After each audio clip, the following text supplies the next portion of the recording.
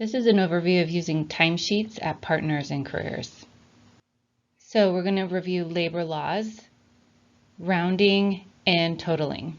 So first, in terms of labor laws, every 3 hours you are entitled to a 10-minute break, and every 5 hours you are entitled to a 30-minute break or lunch. So if you worked an 8-hour day, you should receive 2 10-minute breaks and a 30-minute lunch break. Just a note, on your timesheets, do not record your breaks. If you work a total of 4 hours and have a 10-minute break, that time will be paid. The only unpaid time is your 30-minute breaks. You will need to record those times on your timesheets. Now, before we move on to rounding, I want to make a point to say that do not show up late to work. Always show up to work a few minutes before your scheduled time. Now we're going to cover rounding your hours.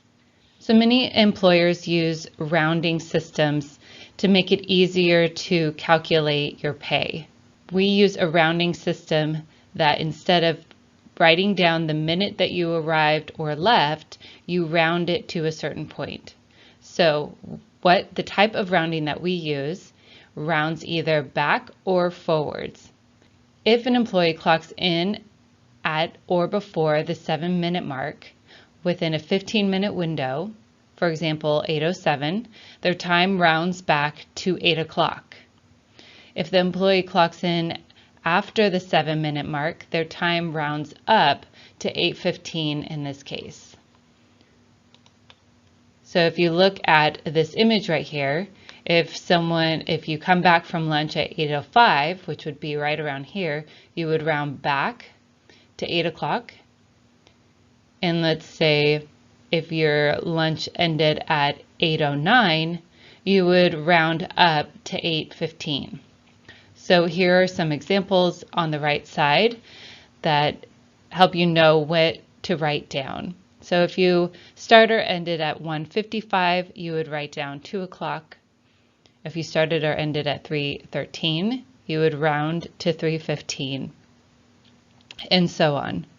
So the previous slide talked about the times that you put down when you arrive or when you leave or when you start your lunch or when you end your lunch. This is when you total up your hours for the day and the type of way that you use totaling. So instead of writing out the minutes, you will use another system of totaling, which would be using 0.25 for 15 minutes, 0.50 for 30 minutes, 0.75 for 45 minutes, and if it's on the hour, there's nothing to change. So here are some examples. If you started at 12 and ended at 2, that would be a total of 2 hours, and so you would just put 2.0 for your total. If you started at 12 and ended at 2:15, which is a total of 2 hours and 15 minutes, your total will say 2.25. If you started at 12 and ended at 2:30, which is a total of 2 hours and 30 minutes, you would put 2.5. And if you started at 12 and you ended at 2:45, which is a total of 2 hours and 45 minutes, you would put down 2.75. Here's an example of one with a lunch break. So you start at 9, you end at 12, you take a lunch break for 30 minutes, start again at 12:30 and end at 4. That is a total of 6 hours and 30 minutes. So the total for that day would be 6.5. And there are 2 more examples. So this is a walkthrough of the actual timesheet. Up at the top are spots for the program number and employment specialist. If you know these, put them in, but at minimum, put in the initials or the name of the employment specialist that you work with. Then type in your last name, your first name, and your phone number. Then type in the worksite name. Now I'm saying type, but you will be writing them in.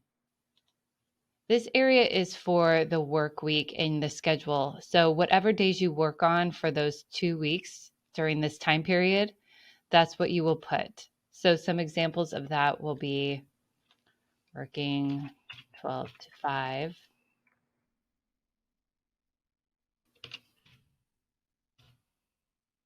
working 3 to 8 and working.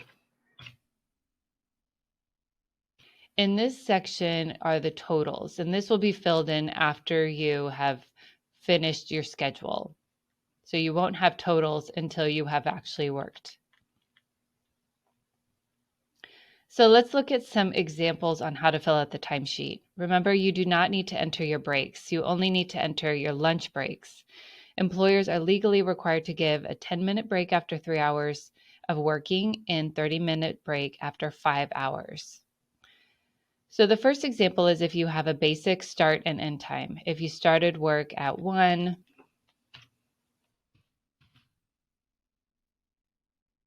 and ended at 3, then those would be the start and end times, and the total hours worked would be 2.0.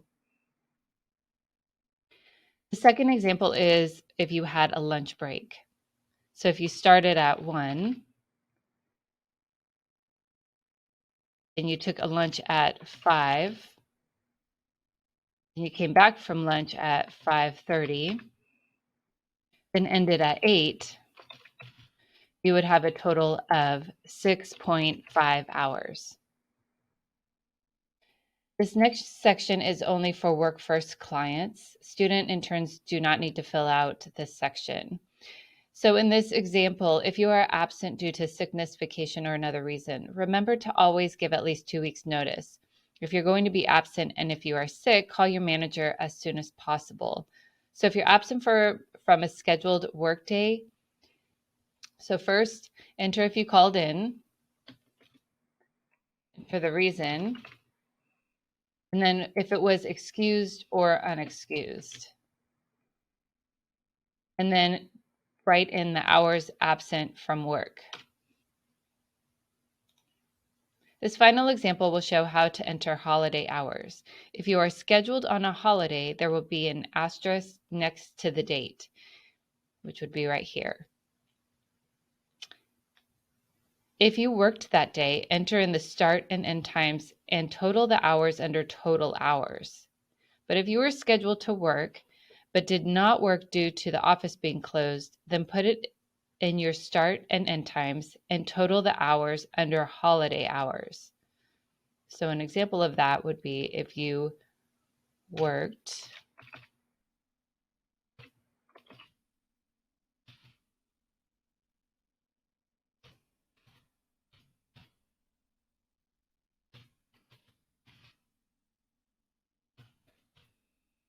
so again, if you're scheduled to work but did not work due to the office closing, then put in your start and end times and the total hours under holiday hours.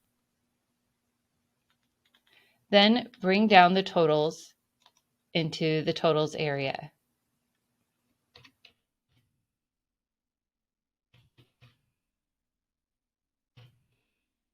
And put those totals back up into the hours worked for this period.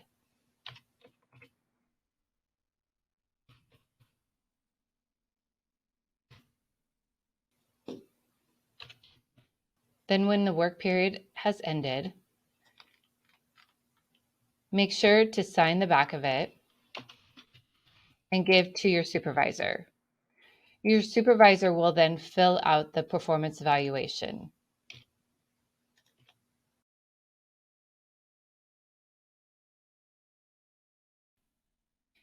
They will then sign it themselves. Once you're done, then you can give back to your employment specialist or they will come pick it up. If you are unsure how to enter your hours, please contact your employment specialist to help you.